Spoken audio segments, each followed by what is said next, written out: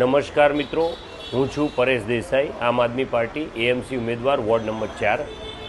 અમે આજરોજ અમને જાણવા મળ્યું, અમારા સાથી મિત્રો ઉમેદવાર મિત્રો જ્યોતિકાબેન, રતનબેન, અમને જાણવા મળ્યું કે નરેન્દ્ર મોદી સ્ટેડિયમના ગેટ નંબર 2 જોડે જાહેર રસ્તા ઉપર ગટર ઉભરાતી હતી અને ત્યાંથી પાણી નીકળી રહ્યું હતું।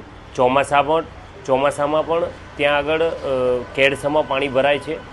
અત્યારે અમે ત્યાં જવાથી તાત્કાલિક તંત્ર દોડી આવી અને એનું સમાધાન લાવ્યું। શું આમ આદમી પાર્ટી પહોંચવાથી કે એના ડરથી આ કામ થયું છે?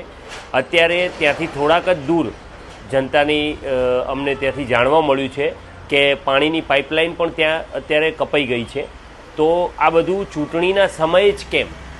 તો શું લોકોને અમે મળ્યા ત્યાં આગળ વિસ્તારમાં, તો લોકોનું એવું કહેવું છે કે જ્યારે ચૂંટણીનો સમય આવે ત્યારે જ જનતા યાદ આવે છે।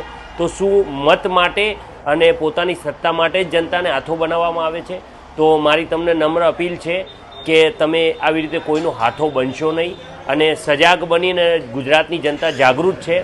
જો અત્યારે વિકાસના નામે આટલું બધું જે રોડ પર પાણી વહી રહ્યું હોય, ગટરો ઉભરાઈ રહી હોય, તો અમે એટલું ચોક્કસથી તમને કહીએ છીએ કે જ્યારે અમે આવીશું સત્તામાં તો લોકોના ઘરે પાણી અને ગટરની આ તકલીફ તો ક્યારેય નહીં હોવા દઈએ અને ક્યારે આ તકલીફ તમને જોવા નહીં મળે। પણ તમે જાગો કે એવા પ્રતિનિધિને તમારા વચ્ચે લાવો કે જે તમારો અવાજ સાંભળે અને તમારા વચ્ચે તમારી પડતી બૂમે હાજર રહે, એવી મારી જનતાને નમ્ર અપીલ છે।